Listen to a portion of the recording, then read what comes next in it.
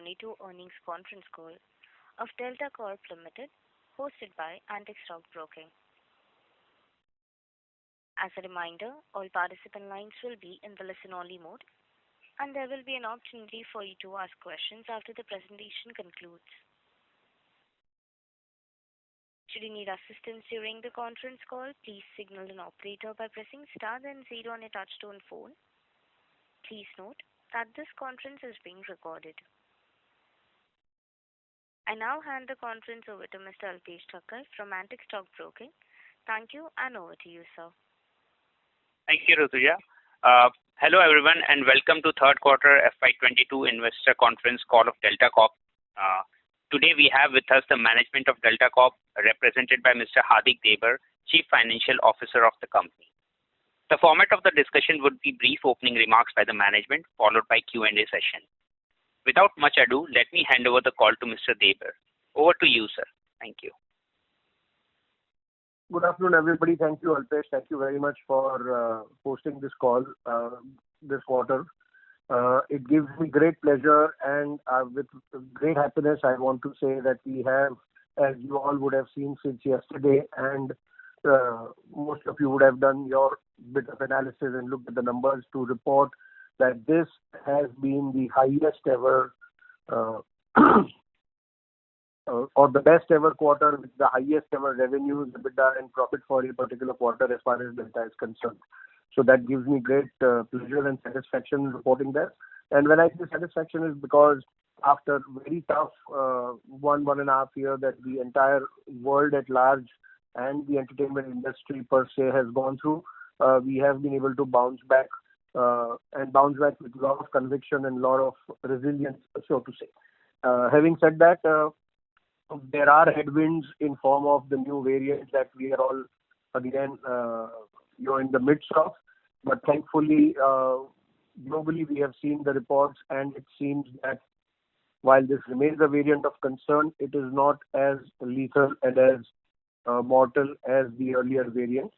And therefore, we all believe that this is going to be a short-lived phenomenon, and we will be able to come out of the restrictions and start living a normal life pretty soon. And therefore, the only reason I brought this caveat in is because while we have seen a fantastic quarter and we believe that this is something that we can replicate quarter after quarter if the conditions and the situation around us remains pretty much normal, then replicating these numbers may not be too much of an issue. But we have to take into account the fact that in the current quarter, that is the January to March quarter, we may have some hindrances and interruptions, which could act as a speed breaker of sorts. But other than that, I think we are in for a good set of numbers like we have demonstrated in the current quarter gone by, that is the quarter ending December. And we believe that this is historically, we have seen in our business that every few quarters we see a step-up growth coming. That step-up growth remained steady for a few quarters, and then the new step-up comes in. So this becomes the new base of sorts for the next few quarters before we jump up to a new high, and then that becomes the base. So pretty much very good contribution across all the operating properties. Sikkim, Nepal, everything from a gaming perspective has done exceedingly well. As regards the hospitality play also, I would like to highlight the fact that the hospitality business also has done exceedingly well. We have done probably one of the best quarters as far as Daman is concerned. They had a very, very good November and a very, very good December. Our Goa hotels did extremely well, despite the fact that the hotel is not normally sold like every other hotel because 60 to 70% of the rooms are preoccupied and occupied by our gaming vertical for our guests as a part of the package sale, etc. that we do.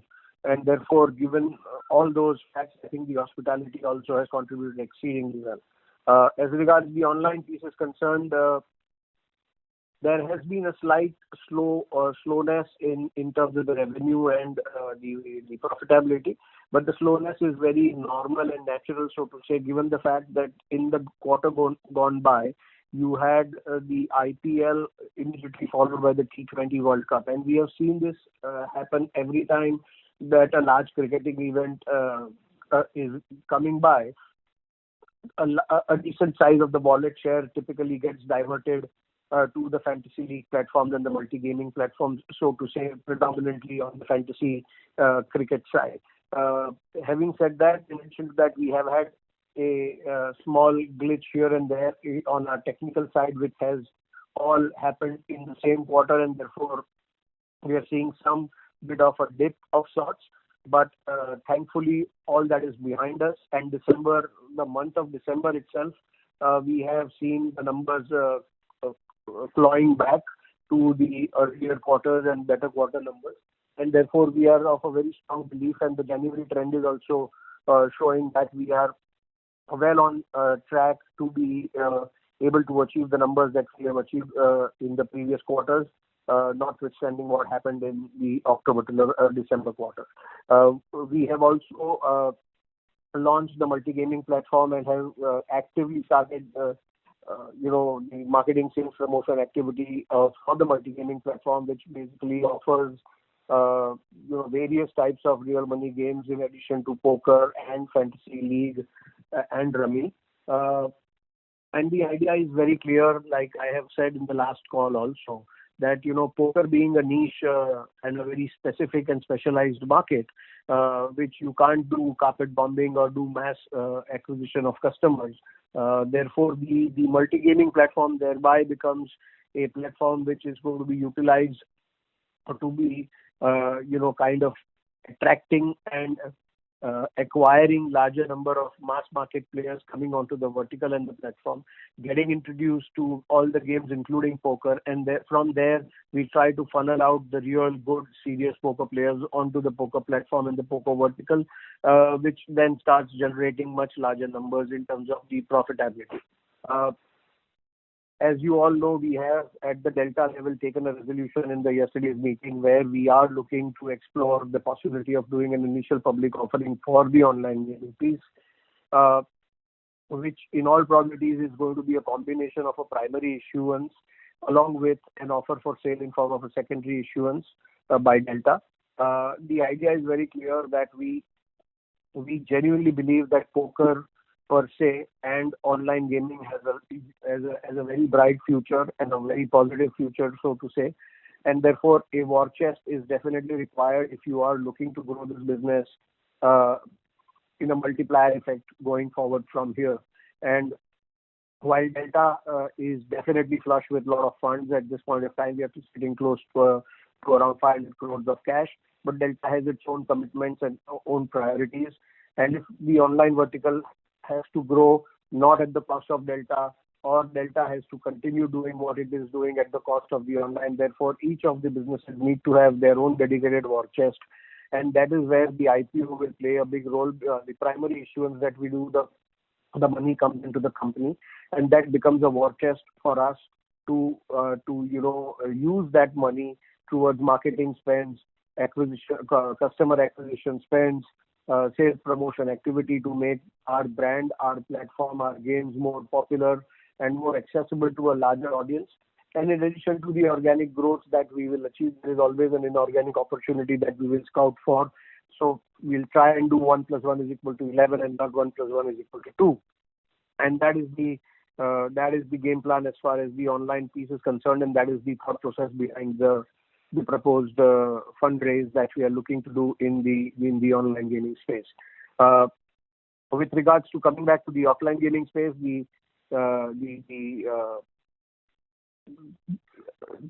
the business is done better than ever before, and we are very, very hopeful that it will continue doing this, given, like I said, without the constraints being there. On our two projects that we are working on, one is the new vessel. It's on track and should be ready to be put into operation, like I said, any time in the calendar year of 23. That's the endeavor. with regards to the land-based project where we are going to be developing a integrated resort. All the approvals and the area being designated as investment promotion zone have all been done. We are awaiting the final approval from the authorities after the cabinet approval that was accorded to the project. So once we get the final approval from the government return, when we will start to break ground. That should happen in this next 15 days to a month's time, and therefore we would aim to break ground in the next 3 to 4 months' time is what we believe. This is all as far as the brief opening remark is concerned. I am happy to take questions from the participants and answer to the best of my ability. Thank you very much. We will now begin the question and answer session. Anyone who wishes to ask a question may press star and 1 on the touchtone telephone. If you wish to remove yourself from the question queue, you may press star and 2. Participants are requested to use handsets while asking a question. Ladies and gentlemen, we will wait for a moment while the question queue assembles.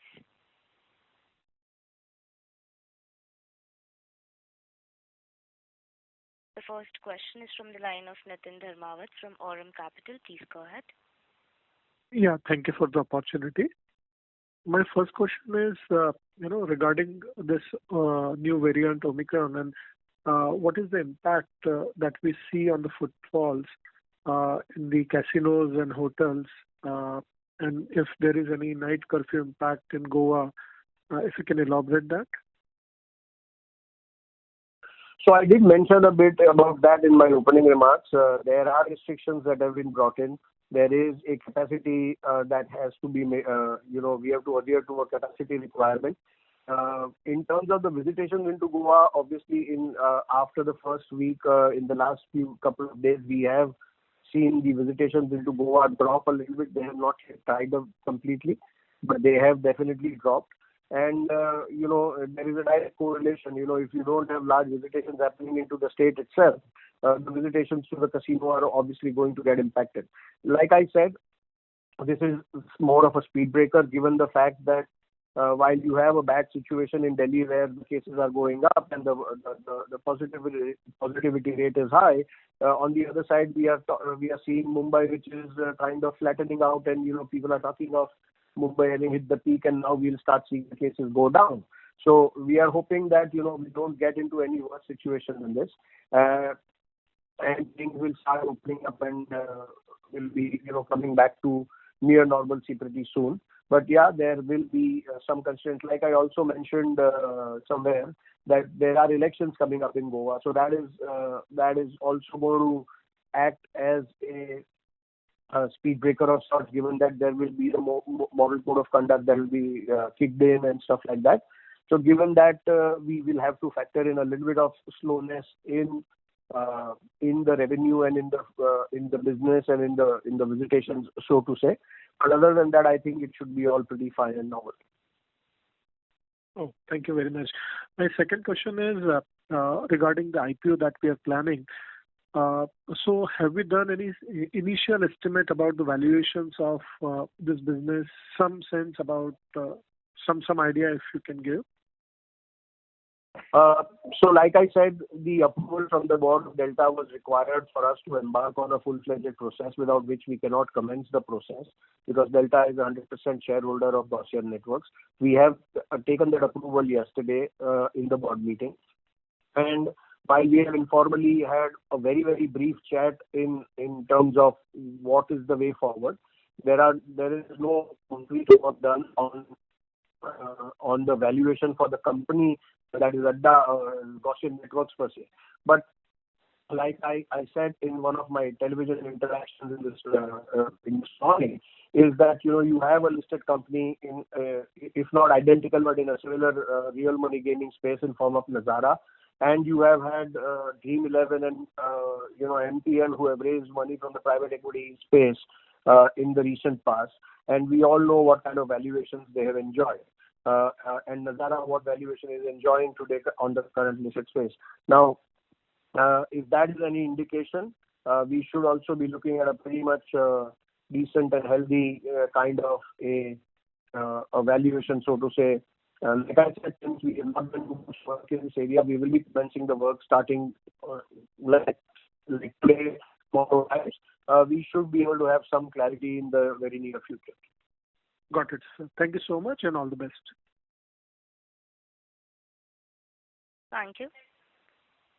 The next question is from the line of Viraj Mehta from Equirus PMS. Please go ahead.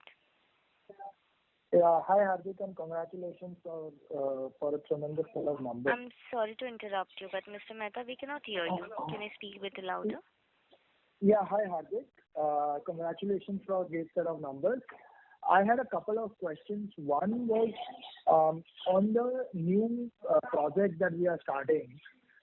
There are a lot of newspaper reports which say that the clearance has been cancelled or approval is not there. Can you tell us the exact status where we are? So there was no clearance that was cancelled. It had gone to the cabinet for an approval, and one of the cabinet members had put an objection to it. Other than subsequently, there was a second round of cabinet meeting, and what our information is that the project has been cleared by the cabinet. There is no issue on that front. The formal notification and the formal written approval to us will happen in the next 15 days' time. So as far as the approval for the project is concerned, it is done. But we haven't yet made any public disclosure to that effect, given the fact that we don't have anything in writing as of now. But Sure. we definitely know that it has been cleared.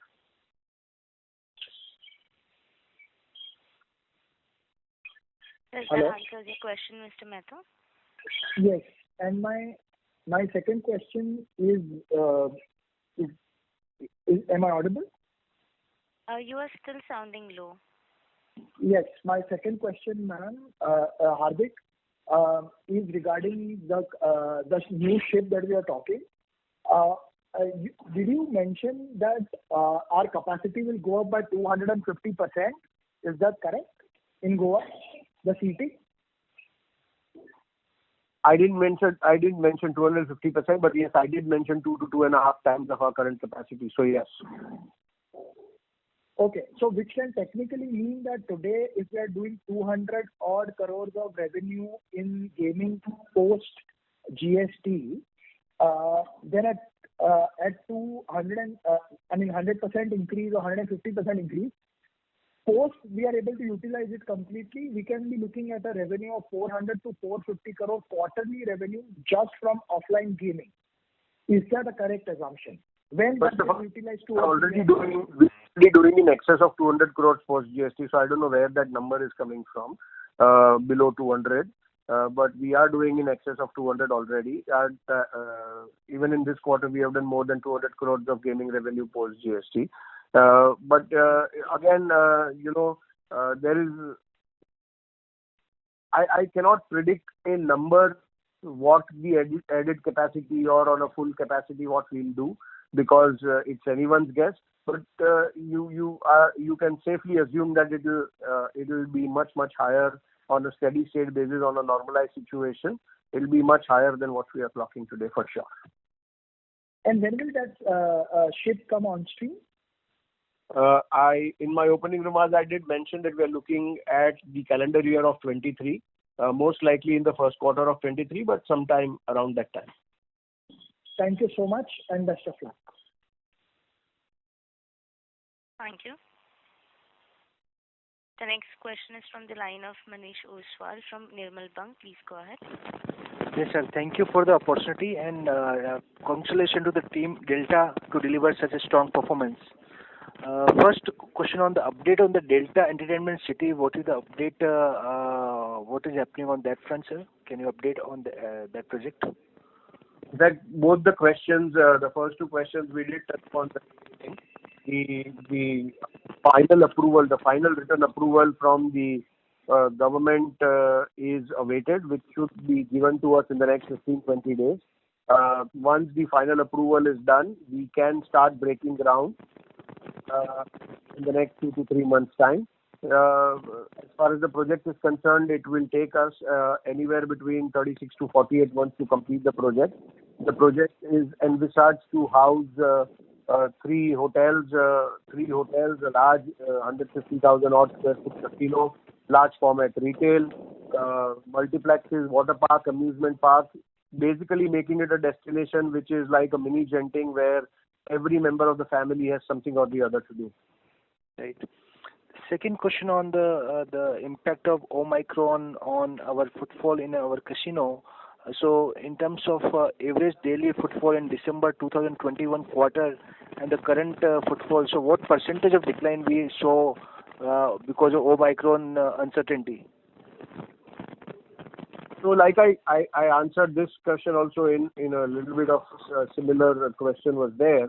While the first 10-12 days has not seen a large impact as far as the casinos are concerned, but we will start seeing the impact because in the last few days, the number of people coming into Goa, the number has definitely decreased from what it was on a daily basis.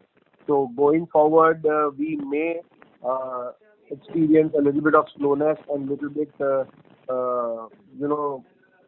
slow or weak visitations into the casino.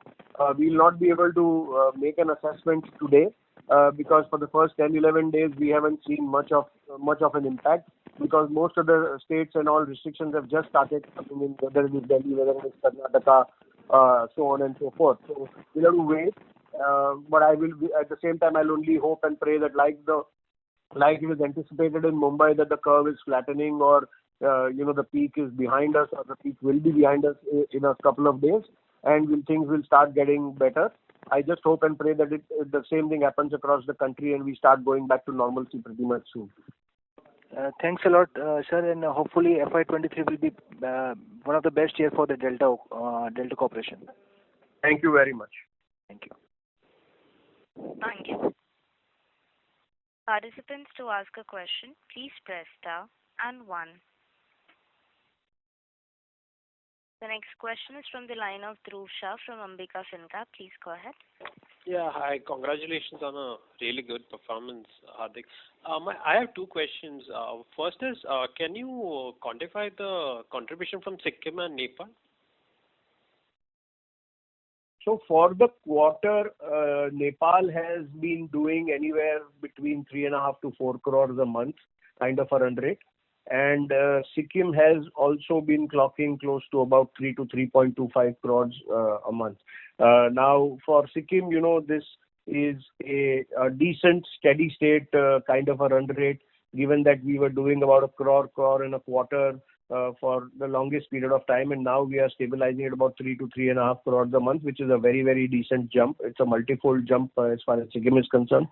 Nepal, like you all know, it was only in the month of September. From 8th of September, we started operating Nepal after a gap of 2 years. Even though we had launched in March 2020, but we hardly operated at all, or rather we didn't operate that casino till as late as September 21.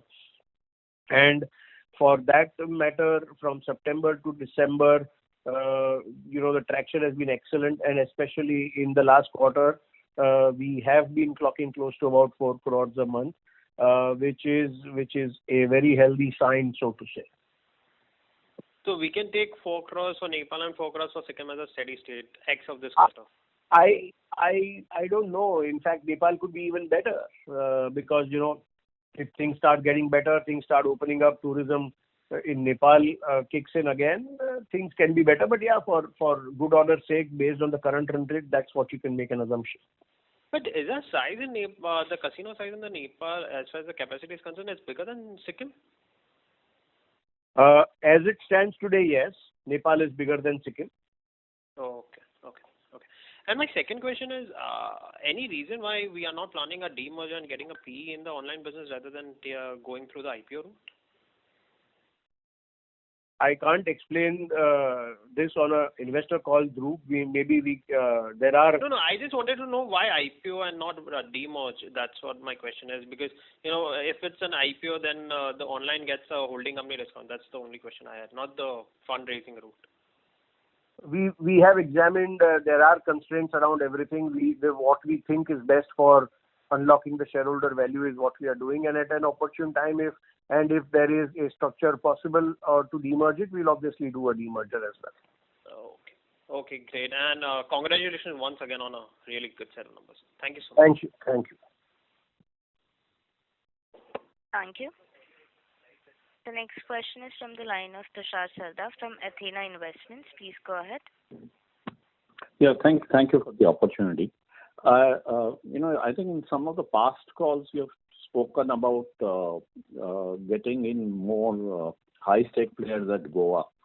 So you can, talk about this in terms of the results in the current quarter. What has been the strategy, and how much percentage of betting has increased per individual kind of thing. If you can give some color on that, that would be helpful. Thank you. So I think to clarify, first of all, I have always maintained, and all my transcripts and recordings are on the public platforms available, that we are not a high roller market like the Macau or the Singapore of the world. So I don't know from where that information is coming, that we are focusing on high rolling players or getting high rolling players into Goa. What I have always said is that we are focusing on members who are potentially higher spenders than the walk-in crowds that come into Goa. So you have three types of categories if I was to categorize the business or the customers. One is the pure play tourist, walk-in tourist who comes in, buys a ticket, buys an entry fee, and effectively ends up spending 80,000 rupees a person. Then there is a club Delta member or our regular players who basically spend anywhere between 25,000 to maybe a lakh of rupee per person. And then you have, again, one high roller India is not a high roller by the world definition, but somebody who spends in excess of 1 lakh up to maybe 1.5 lakhs, 2 lakh rupees or something like that. That is a very, very small category as far as we are concerned. We do not cater to that category, and we do not, because a large portion of that business is dependent on credit, and as you all know, we do not extend credit to our players, and therefore we are more focused on people who want to swipe their credit cards, debit cards, or pay us some money across the table. And our regular gamers and the Club Delta members are somebody who have a high repeat value, a high potential of spending anywhere, like I said, between in excess of 25,000 all the way to a lakh and a half also sometimes. So that is the category that we want to focus on, and that is the category that we are focusing on, to be honest. We have about 5,000-6,000 Club Delta members, and we are adding those Club Delta members on a daily basis. The moment I am able to create a mix where today my mix would be 40, 50, 60% of people who are tourists and walk-ins, and about 30-40% coming from my Club Delta guys, and then a very small percentage on the so-called high rolling community. The moment that Club Delta share starts eating into the walk-in share, my revenue per person will obviously have a decent amount of jump from 10,000 to 25,000 per person or 30,000 per person, and thereby registering the growth in the overall revenue as well. So that's what it is. As regards the mix is concerned, yes, we are looking to filter out more riffraffs and more walk-ins for the Club Delta members. Thereby, they will utilize their time gainfully for us, and we will be able to make more money within the same space and same time frame. No, I get your point. So that's what actually I wanted to understand. Maybe the word high roller I used was not right, but the mix seems to have changed favorably this quarter for you. Would that be a right understanding? Because the revenue has gone up substantially, right? While the mix is definitely more favorable, we have definitely focused because now we have two issues. One, obviously, people coming into Goa, we want only good. When I say good people, as in who are serious gamers or more focused gamers to come in, because I have the COVID restrictions to follow, I have the time constraints that are there. So I would like to make the most that is from the time that is available and the constraints that I have to abide by. So yes, the mix has changed, but it is not very dramatic at this point of time like we would like it to be. But we are working towards changing the mix even better in our favor. So then what has driven such a strong revenue growth? If it's not the mix, then, what is the reason for such a strong revenue growth? So I did not say the mix has not changed. The mix has definitely changed, but it is not dramatic like I would want it to be. So the mix has definitely changed. The footfalls, because there have been no footfalls and you are all of a sudden seeing decent amount of footfalls also happening.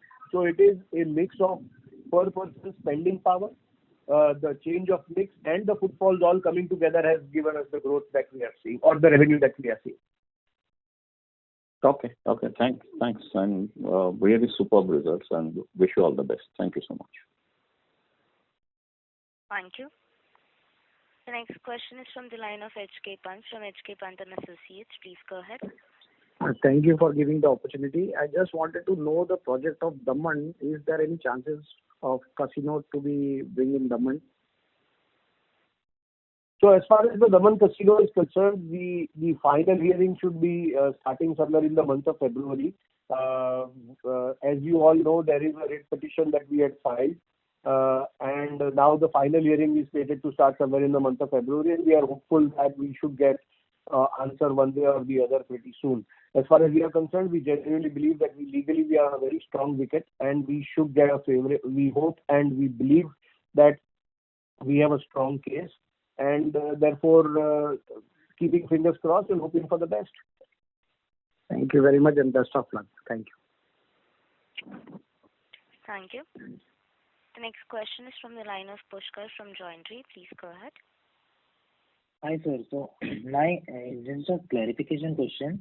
The entity that we are planning to launch an IPO of, we have invested 290 crores in the same company, right? Up till now. So 290 crores is the valuation, the book value of the company that we have. But the acquisition cost when we did the acquisition in 2017 was 423 crores.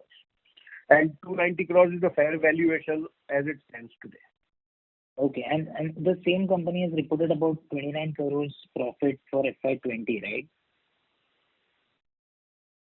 It's all there out in the open. Why do you want this to be confirmed? It is audited, right? Right. No. So I was just because there are two companies by Gucci and Inter, I was just confirming if it was 290. It's the same company that we are talking about. Thanks a lot. Thank you. The next question is from the line of Nambi from Thiru. Please go ahead.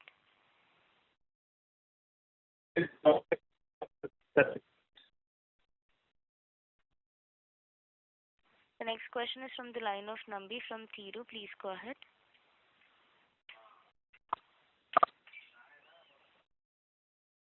Mr. Nambi, it may be requested to please unmute yourself if muted from your handset.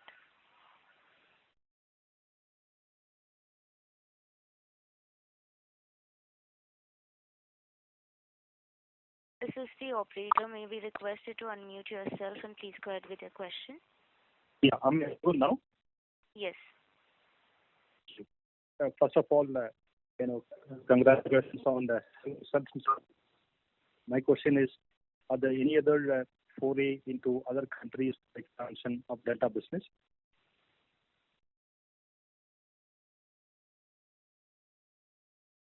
So we already are present in Nepal, and we have always said that the Indian subcontinent is something which is what we will keep on exploring as and when an opportunity comes up. We would be happy to grab that opportunity and have a foot in the door. A couple of years ago, or rather a few years ago, Sri Lanka did present an opportunity. However, there has been regime change and law change that has happened there.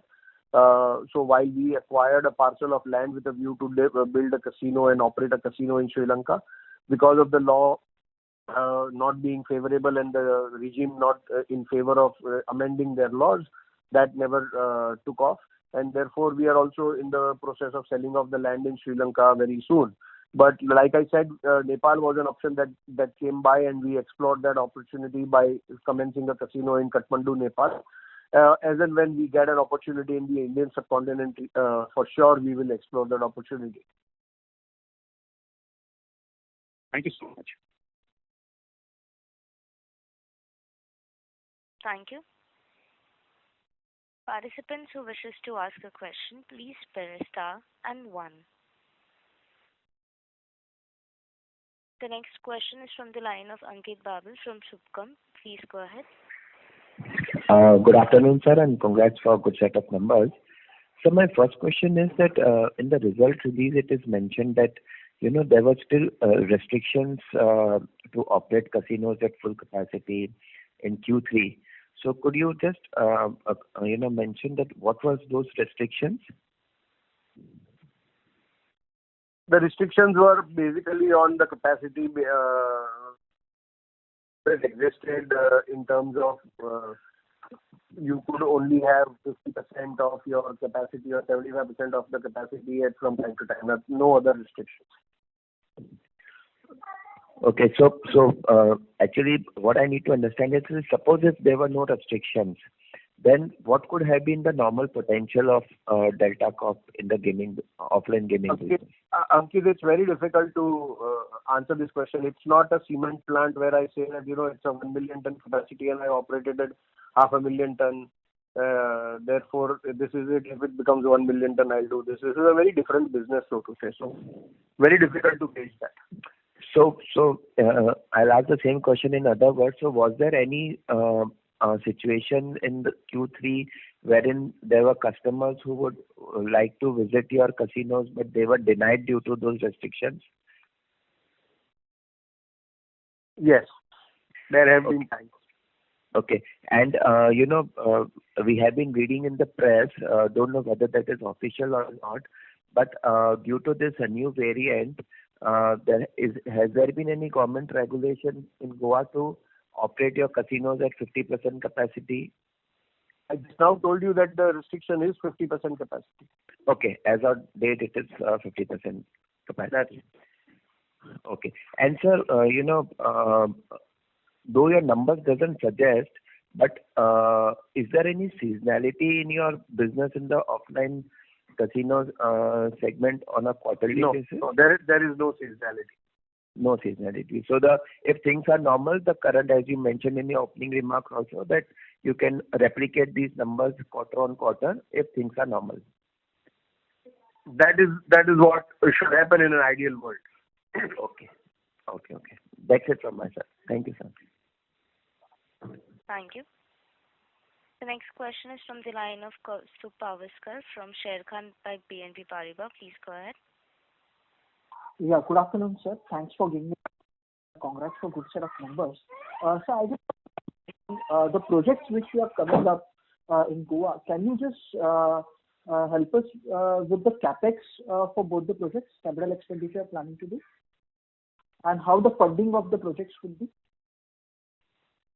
So there is only one project that we are coming up with in Goa, which is the integrated township that we are integrated casino resort that we are looking at.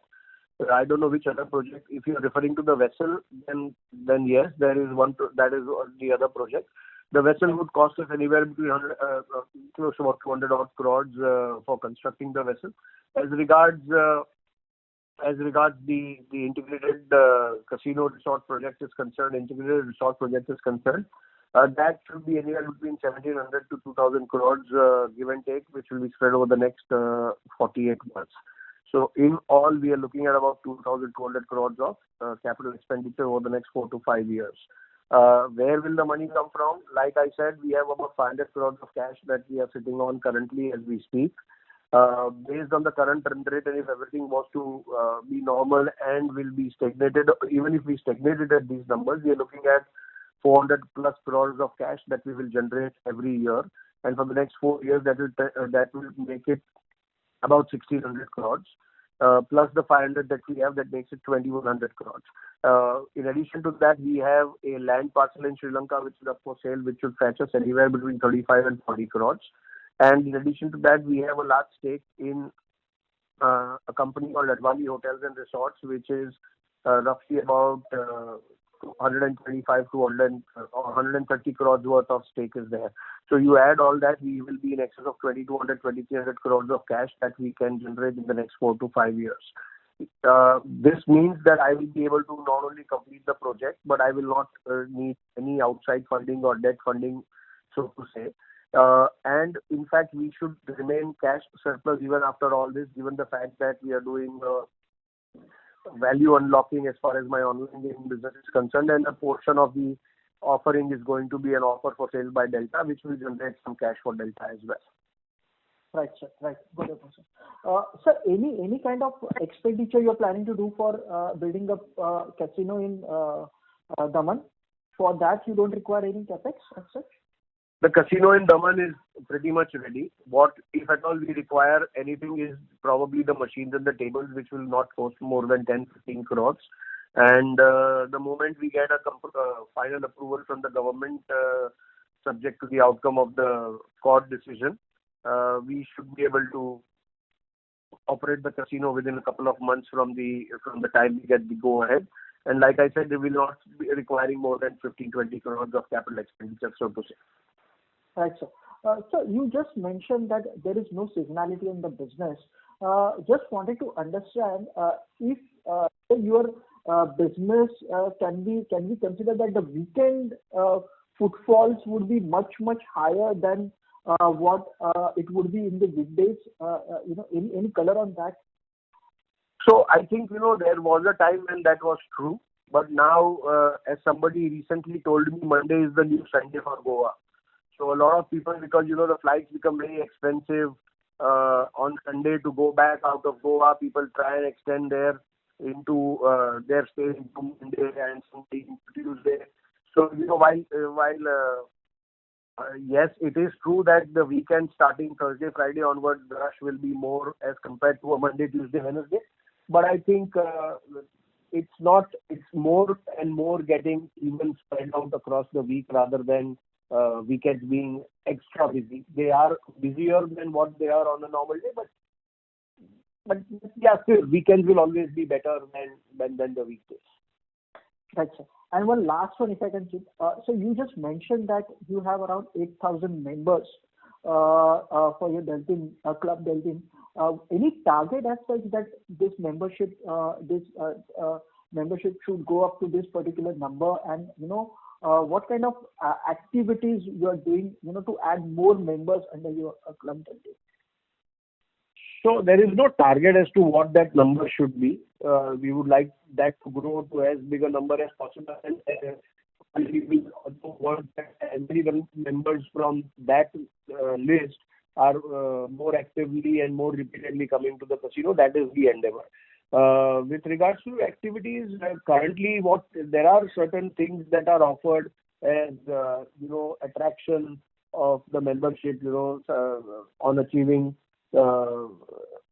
It's like a normal frequent flyer program of sorts that you have. When you are a base member, there are certain benefits. When you go to the silver category, you get a certain benefit. Then you go to gold, and then you go to platinum. So similarly, we have tried within the limited offering and constraints that we have, whatever best we can offer to a Club Deltin member, whether it is free entry to the casino or a free air ticket or something like that. Those are the types of freebies that we offer. Sure. Thank you. Thanks for that. Thank you. The next question is from the line of Anupam Agarwal from Lucky Investment Managers. Please go ahead. Yeah, hi sir. Good afternoon and congratulations on good numbers. Hardik, if you could just explain us the representation that we had made to the government with respect to the license fee waive off for the period that we were not operational. So anything on that you can highlight? So, well, the government has not demanded anything for that period, whether it is for the previous year or for the current year. However, they have not yet come out in black and white saying that whether there is a 100% waiver or 50% waiver or what the situation is. And now with the code of conduct already kicked into Goa, given the elections happening soon, I don't think that decision or that judgment will come out anytime soon. But the fact that they have not demanded it for the last 1.5 years, I don't think the intention is for anything else but to let it be the way it is. As regards we are concerned, like I have mentioned it earlier as well, from our side we have made the provision for the license fee as it was payable. So there is an amount of about 95 crores which is between the last year and this year that we have provided for in the P&L. which once we get clarity can be reversed and it will positively impact the P&L and profitability of the company. From a tax perspective, we for whatever tax disallowance we had to do on those fees, because there is a statute which says that a government levy, even though not paid, you have to offer it for tax if it is not paid for a certain period of time. So we have already paid tax on it. So from a compliance and taxation perspective, we are completely above board. So as and when the government makes its decision and lets us know what needs to be done, whether it's a full reversal or a part reversal or whatever that may be, that will only come as a positive and a benefit to the P&L of Delta and nothing else. Understood. Is it possible if you could quantify the visitation number for the Corp ban? Sorry, I couldn't hear you properly. Is it possible to quantify the number of visitations gone by for the quarter? We typically don't publish out those numbers, but we have been doing more or less in line what we were doing in the previous quarters. So about close to about 1.5 lakhs. No, close to 100,000. Not 1.5 lakhs, because given the constraints that we were going through because of COVID, it's not gone to the 1.40,000, 150,000 a quarter. Slightly lower, but I think, like I just mentioned to somebody, the mix is better. Therefore, the value is compensating for the volume. Understood. That's all from my side. Thank you and wish you all the best. Thank you. The next question is from the line of Vipul Lamba from Lamba Investments. Please go ahead. Yeah, hi. Thanks for taking my question. So, Hardik, just wanted to check on our fantasy game platform. How has been the response on that? As we've seen in non-listed space, there has been companies who are growing in a tremendous pace in this sector. Also, in the IPO, that company, is the fantasy platform also part of that? So first of all, we don't have a separate fantasy platform per se. Fantasy platform is a part of Adda, Gaussian networks itself. It offers Adda 52, which is the poker vertical, and it offers Adda.games, which is the multi-gaming platform, which offers the fantasy league, the poker, the rummy, and the other real money games such as called Breakthrough Ninja, the Slice Ninja, whatever that other games are. And it is Gaussian networks that is being IPO'd, so everything is being IPO'd. As regards growth is concerned, on the multi-gaming platform, we are a very new entrant in this space. It's only been really 3-4 months, but operationally it's been about this 9 months that we launched this platform somewhere in April. But the real focus and the real action and activity has started in the last 3-4 months. I think from a registration perspective, we have between the two vertical, between the rummy and the multi-gaming platform, we have in excess of about 2 million or about close to 2 million registered users already. And the active user base between the two would be close to about 40,000-50,000. The active user base would be about 20,000-25,000 between rummy and the multi-gaming or the other multi-game platform put together. The reason why we may not be growing the way the other multi-gaming platforms are growing is because we have, as a strategy and as a policy, never chased growth at the cost of profitability. We are going to chase growth even now going forward, but we will not be chasing it blindly so that we keep burning tons and tons of money. We will burn money. We will probably lose a little bit of money, but we will not be losing the kind of volumes in terms of the money that the others are losing. But with our strategy and our focus, we are very clear. We have been able to grow back our numbers from where we were. And with our strategy, our focus, and the war chest that we will have post the IPO, I think we are definitely still in for a good growth. Okay, just an add on this clarification. So this platform doesn't include any sports-related real money games? The fantasy is a sport-related money game. So we do basketball, we do cricket, we do football. It's part of that, the same platform, right? That's right. Thank you. Thank you.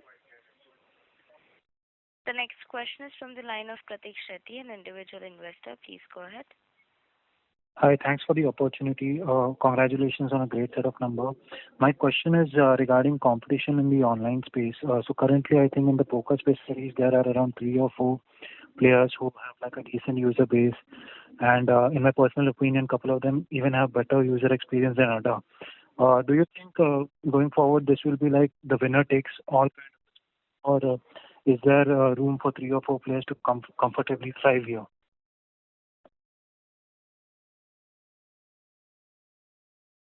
So if it is a winner takes all situation, poker, we are the winners and we should be taking it all. We are the largest poker platform in the country today with the largest number of liquidity, with the highest number of registered users, etc., etc. So from that perspective, yes, we are there right at the top. But I don't think that it is a winner takes all. There is a room for a number 2, a number 3, and a number 4. The market is big enough. And therefore, I don't see, you will definitely see consolidation happening now and then, and you will have players falling out in the way, merging, etc., etc. I don't think it's a winner takes it all situation as yet. Great. So my second question is regard to the fundraising. So basically, the focus of this IPO is just fund infusion, or will we be even looking for strategic partners, maybe in the tech expertise, who have tech expertise, and later on maybe run this company like an agile startup?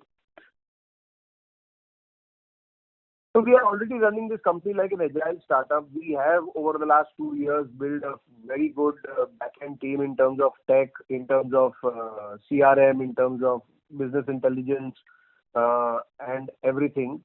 And that is why we did invest a lot of money into our back-end, into our people, and building up a robust team. So I think, and it is anyways run like an agile startup separately. It has no overhang from Delta's offline gaming business, vice versa.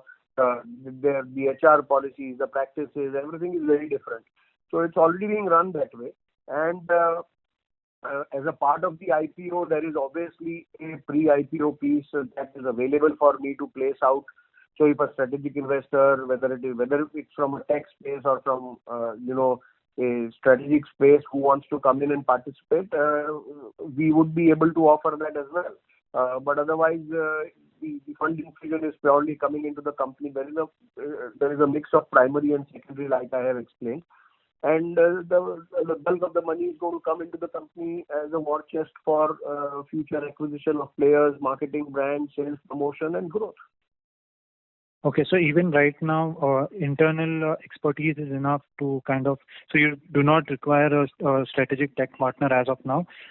Internally, your resources can handle everything that is required in the online gaming platform, is it? We are currently handling and we can handle it, but every time you ask anybody a question, is this enough? The answer is always going to be no, because you want to grow bigger, you want to grow faster, you want to grow better. And there is always somebody who knows better than you and more than you. So if you can partner with that person, it's always going to be a win-win for both of them. Great. That would be all from my side. Good luck. Thank you. Ladies and gentlemen, this was the last question for today. I would now like to hand the conference over to the management for closing comments.